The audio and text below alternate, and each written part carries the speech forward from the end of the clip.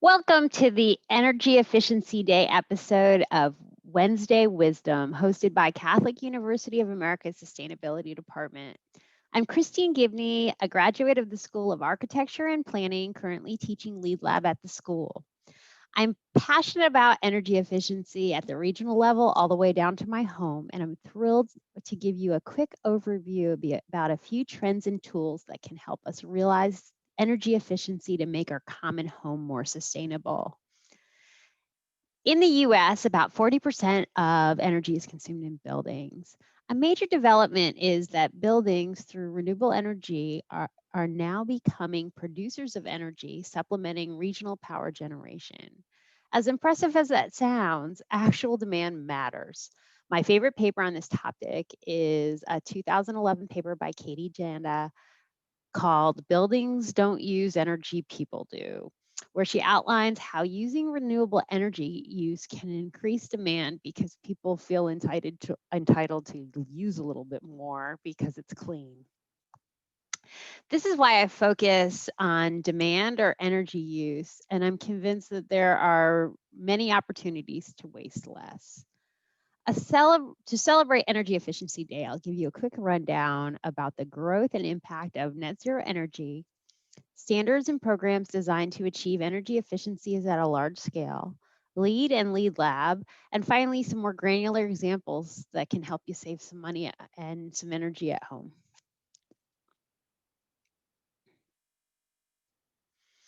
One of the most exciting trends is the growth in building owners working towards net zero energy buildings. There are several definitions. For simplicity's sake, I usually use the New Buildings Institute or NBI's definition of buildings which produce more energy than they consume in a 12-month period. And the NBI also keeps a zero net energy catalog, and you can see it online.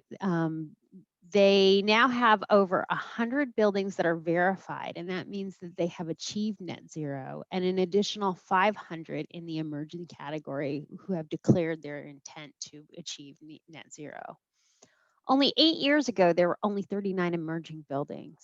This small but mighty group has helped market transformation and increase the numbers of people that are exposed to net zero energy, so that we can have more.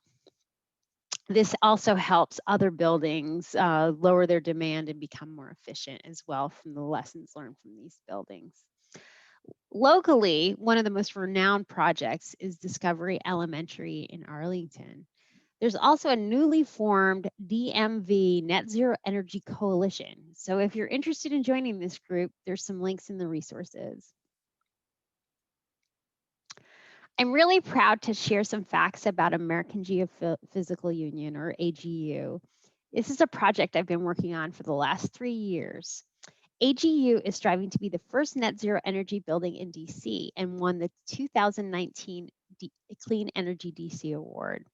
When we received the award, our CEO stated that AGU is the organization that said climate change is real and we can do something about it. And this renovated net zero building project is the thing that we're one of the things we're doing about it. American Geophysical Union is an international earth-based science association with an informal motto of science for humanity. When the building mechanical systems began to fail several years ago, AGU leadership chose the option that was closest to their values by renovating the existing buildings with this net zero design. As a science-based organization, progress and learning are paramount to the project as outlined in the building mission under the photo. If you've been in DuPont Circle, you may have noticed the unique building on the corner of Florida Avenue and 20th Street. AGU is an owner-occupied building with a conference center as well as tenant space. Prior to COVID-19, we did public tours, and those will resume as soon as everything's clear to go back into the building. Net zero requires a holistic and clever design. AGU's net zero design was developed by Interface Engineering. In the resource notes, you can see links to a link to about an hour-long webinar that goes into details about all of these strategies. After a study of about 50 strategies, about half were implemented in the building, and you see them on the chart. A unique aspect of the AGU project is the fact that it's on such a tight urban footprint, which makes it an excellent example of the importance of lowering demand, because there wasn't really an option to generate more unless we went off site. The technologies in the reduction focus on big ideas like insulation and windows to help complement the HVAC system, and then sensors to help control these, and using zones. And then there's also reclamation that helps reuse resources, and then absorption that uses assets that are around our site. From a generation perspective, solar collected through photovoltaic panels on the modest roof was the only option for regular renewable energy generation. Though I'll say that this is with one caveat, as you're going to see in the absorption category that I'm going to highlight in a second. AGU's design team studied options throughout the world and found technology in Europe that uses wastewater for heating and cooling. When I say wastewater, yes, that's exactly what it sounds like. Florida Avenue is the former boundary of Old DC, which is why the over 100-year-old sewer is on AGU property. A basic explanation of HVAC is the movement of heat out of a space when hot or into it when cold. So the sewer ends up being part of the energy exchange because it can help supply hot or cold water to the radiant cooling panels or dedicated outdoor air system for minimal heat required in the winter. In DC, this is a tier 1 renewable energy credit. And just to clarify, there's a heat exchange that happens in the basement of the building. The water that's going in through the building is, let's just call it clean water. AGU gets the most use out of the solar power generated on site by using direct current power for all lights and workstations. You're probably familiar with direct current if you use batteries. Most houses use, and other buildings use, alternating current. What this does is it eliminates conversion loss, so that when you couple this with the sensors in the building, you really reduce any of the waste that you'd have converting basically energy from the sun into functions within the building. And then controls, or how you monitor and understand and adjust any of the equipment in the building is really important. And it's important that you monitor these. So we have lots of ways to both collect and share our data. And it's useful to help optimize functions. It's useful to help see positive and negative trends and enable investigations if there's spikes.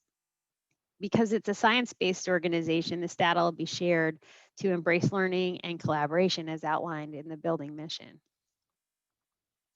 Now let's talk about some of the frameworks and available tools enabling net zero design, and in general, high performance buildings, and then cascading into other buildings. ASHRAE standards are widely used by municipalities to inform energy and supporting building codes, while establishing a framework of factors to address. Supporting tools include net zero design guides, as well as leadership programs administered by third parties that help the industry promote efficiency. In the US, LEED is probably the best known. And if you've ever been in a building and noticed the plaque in the building bearing a familiar graphic. LEED is a third-party rating system focused on good design for the environment. There are 7 comprehensive goals outlined in the order of importance. First, focused on reversing climate change, closely followed by human health promotion, protecting resources, building, supporting community and equity, and a focus on green economy.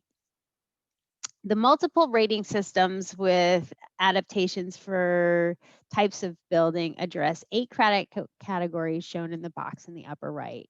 Each category has a prerequisite or mandatory requirement and credits, which which indicate the 4 certification levels: certified, silver, gold, and platinum. And energy and atmosphere is the one that can help you achieve the most points, hence the alignment with the goals. Catholic University plays a really important role in LEED Lab.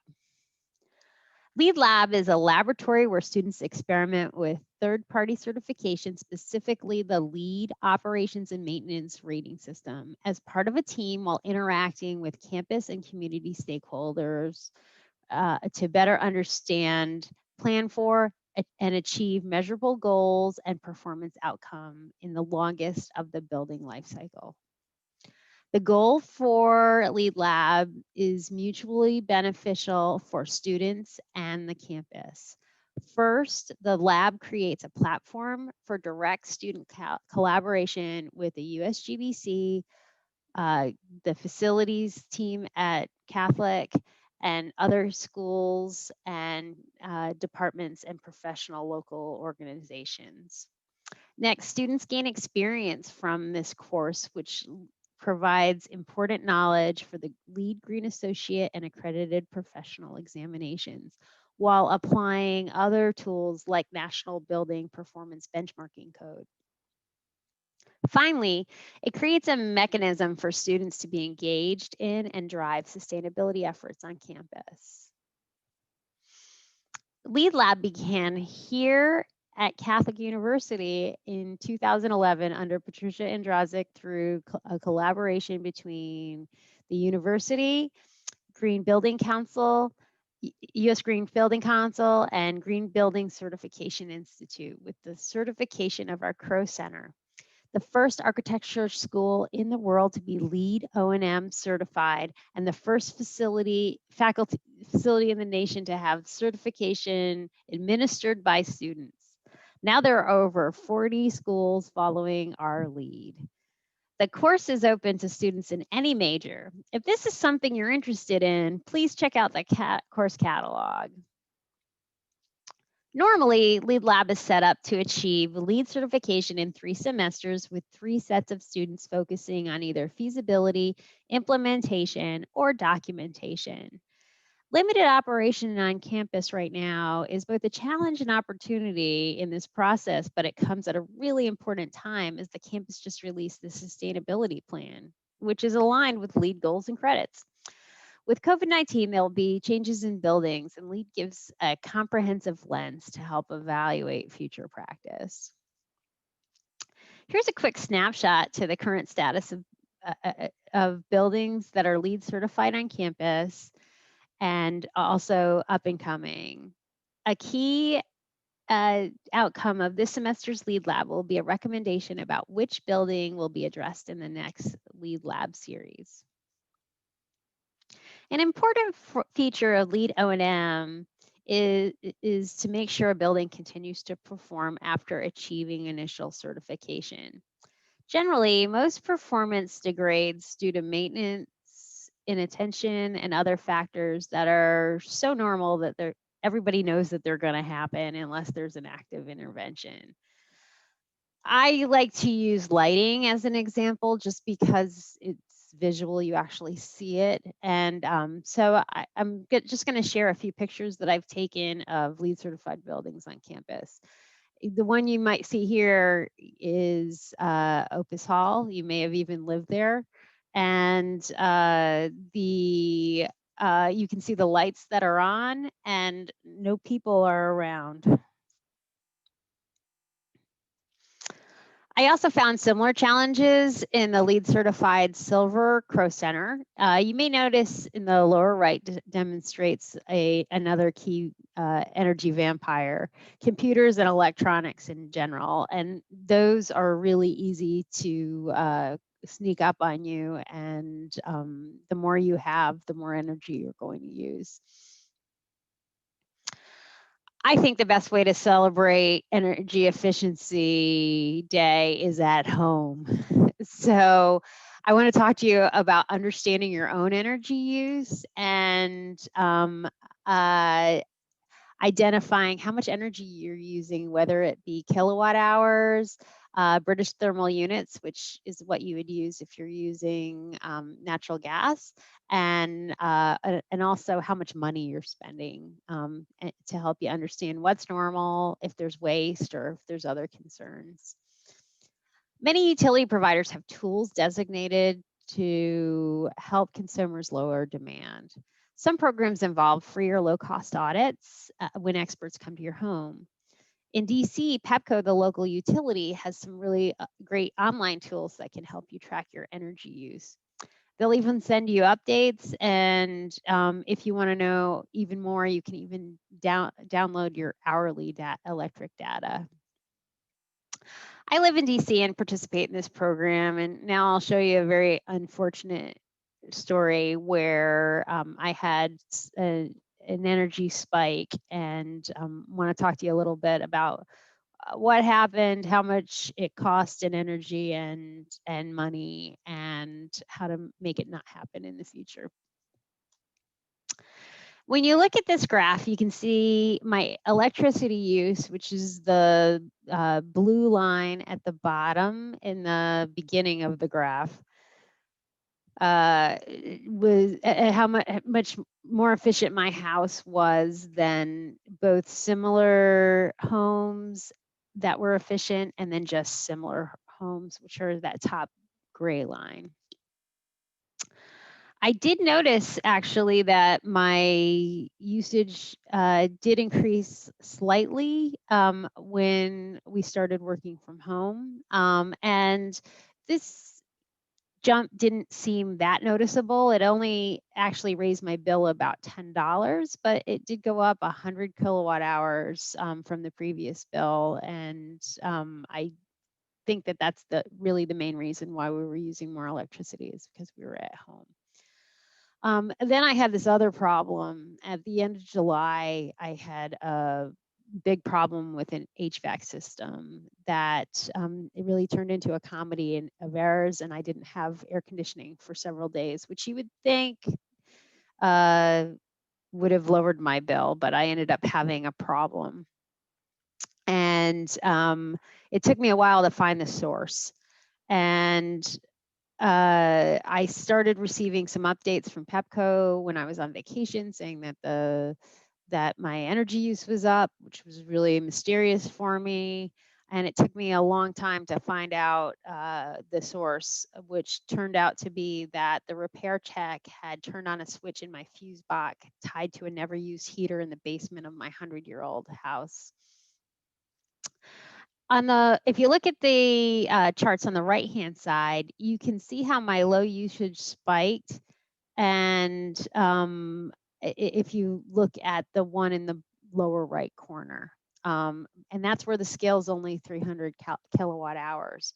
But when the scale changed to over 1,000, if you look at that April spike, it doesn't look very high, and it's almost unremarkable. So scale matters is one of my points here. Pepco also has some other charts that will help compare your home's performance against its own baseline and that of your neighbors. At the end of the month, my bill quadrupled when you compare it to the previous year. So it went from $43 in 2019 to $170. So I hope you learned from my mistake. For me, the moral of the story was to check and double check when any equipment is touched by a service person. And some other key takeaways that I hope you take from this little example is that there's lots of free opportunities from your utility to help you to monitor your usage. When you get your bill, be aware of your usage and I know what your normal use is. And most utilities are going to give you a graph, and that will not only show you uh, what you use throughout the year, but compare it to the year prior, which is important because of weather. The higher your bill, the more difficult it will be to notice spikes. If you remember the scale on the bill I showed you before, in the slide before. And if you see any increase or even a decrease that matter, if you think about what has happened recently in your house, you might be able to figure out that you've got a problem before it becomes a major problem. So we've covered a lot. We've talked about net zero, lead lab, and ways to be more efficient at home. If you have any more questions, please reach out to me. And remember, buildings don't use energy, people do. There's a lot of really good resources that are out there. So I'm going to leave this slide up for just a minute, and so that you can check out these sites or these references. And I hope you continue to celebrate Energy Efficiency Day all year long. Thank you.